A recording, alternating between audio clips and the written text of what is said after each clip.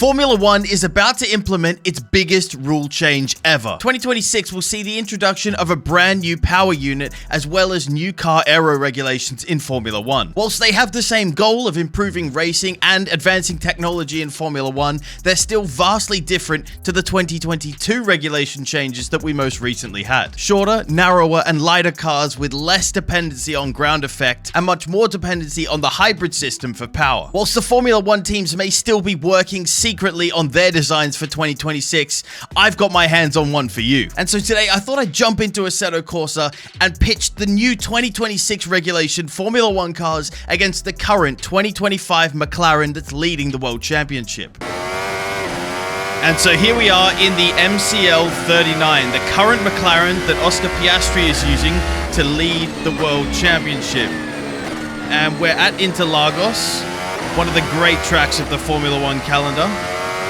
And I'm going to take some laps just to see what time I can set. Bear in mind I've had no practice and I don't really race Formula cars very often. We know this car is very technically capable. It's been the dominant car for all of this season and most of last season as well.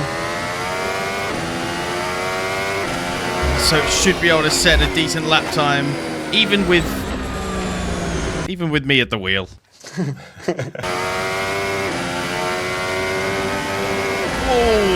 And that's something we're not used to in the GT cars, bottoming out. It's a very different feel, of course. So much speed, so much downforce. And my head is shaking around, my virtual head. So much I can barely see where I'm going. Especially after a low speed corner as well. You've got to be really careful on the throttle. Even though there's loads of downforce, you don't have it when you're going zero. So you just spin up the rear tires, even easier than you would in a GT car.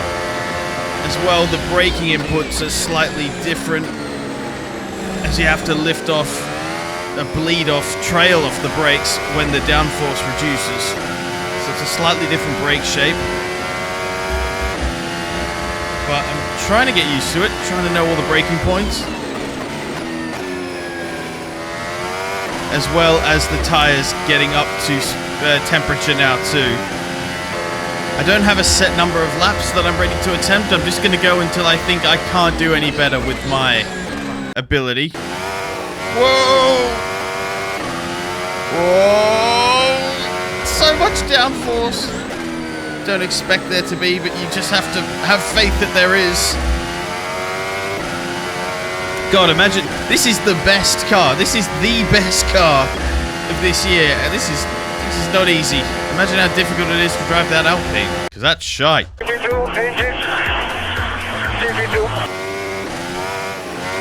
Big drop of oversteer in these slow sections. That's where I'm finding it hardest. Which makes sense, because that's where all the grip goes. Imagine doing this for 2 hours straight. And trying to listen to the Ferrari engineers on the radio or something. Imagine that. You're Charles Leclerc. Stay out. Fuck! Why? What happened?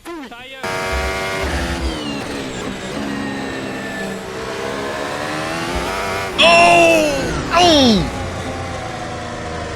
Done my best Norris Canada impression. That's it. That's the best I think I can do in the 2025 McLaren, a 112.568. And so now, the moment you've all been waiting for. Some very clever designers, engineers, and aerodynamicists have put in work to create their model of the 2026 regulation Formula One car. And so we are going to jump in that now and see what time we can do and if we can beat that McLaren.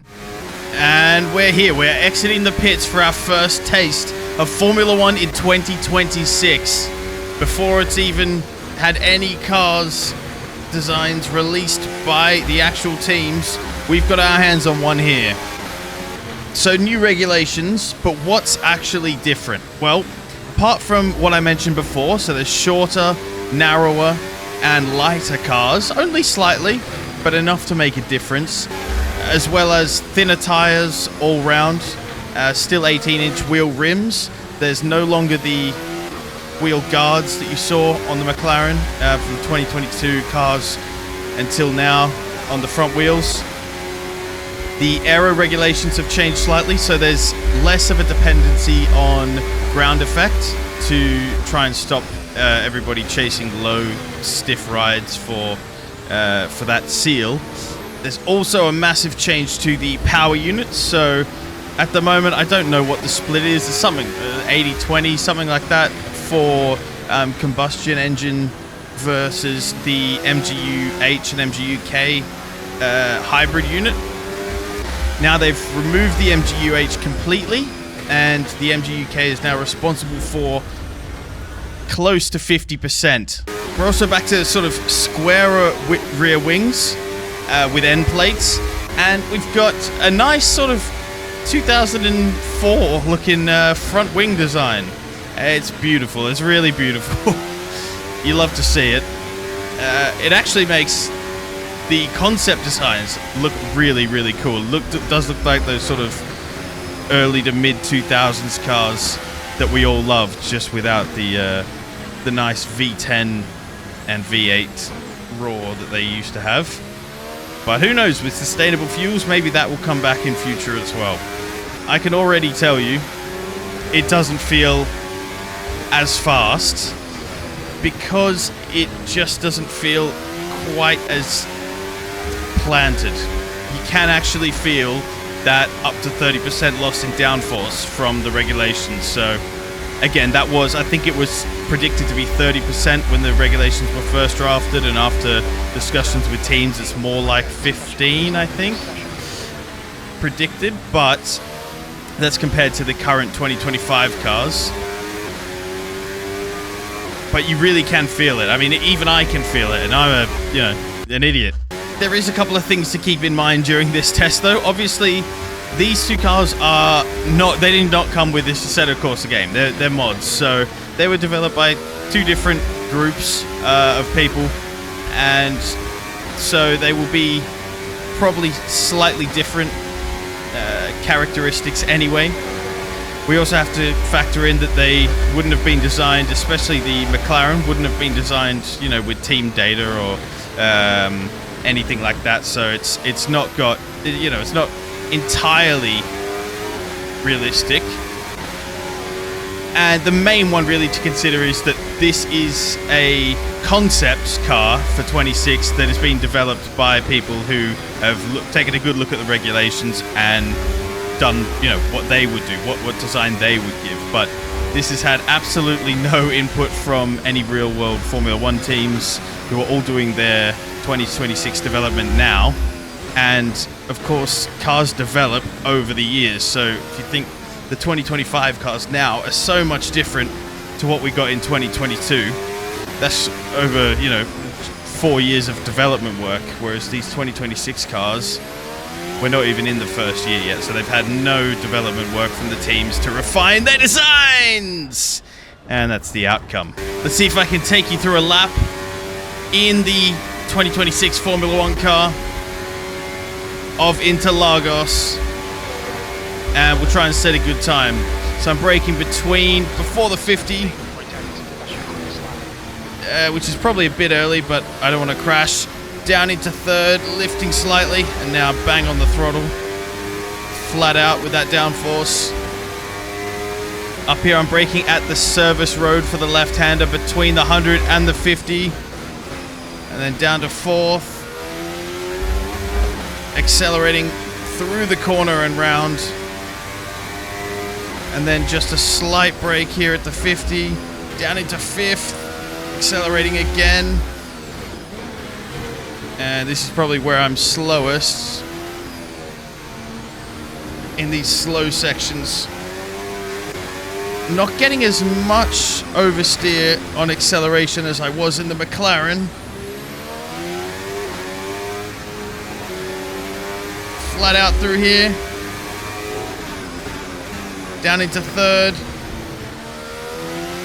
And accelerate now flat out until the line. Drift wide a little bit here, and then dive in right near the pit lane. And across the line. That is probably going to be my best lap. It is my fastest lap, says Jim, but what was the time? It's a 1:16. 0.819. So a good 4 seconds off the McLaren. Now, with all the downforce loss, that is sort of to be expected, but you should also expect that the teams will be refining their designs from 2026 onwards to try and make up that downforce and that lap time again. So if this Assetto Corsa mod is anything to go by, then we should be in for a very good season of Formula 1 in 2026. I hope you guys enjoyed this look into what that's going to be like next year. Comment down below if you're looking forward to the regulations or not, and what team you think is going to take out the championship both this year and next year. And if you're a sim racer that's looking for a pair of sim racing gloves designed for you, then shop HIPERSPEC. The link is in the description. If you're new around here, don't forget to hit that subscribe button so that you don't miss any more videos, and I'll see you next time. Only weakness I have is for the brunettes. You already know I'll kill any shit I do next. No kids, so I'm raising the roof. Next year they'll admit they just stands like an Uzbek.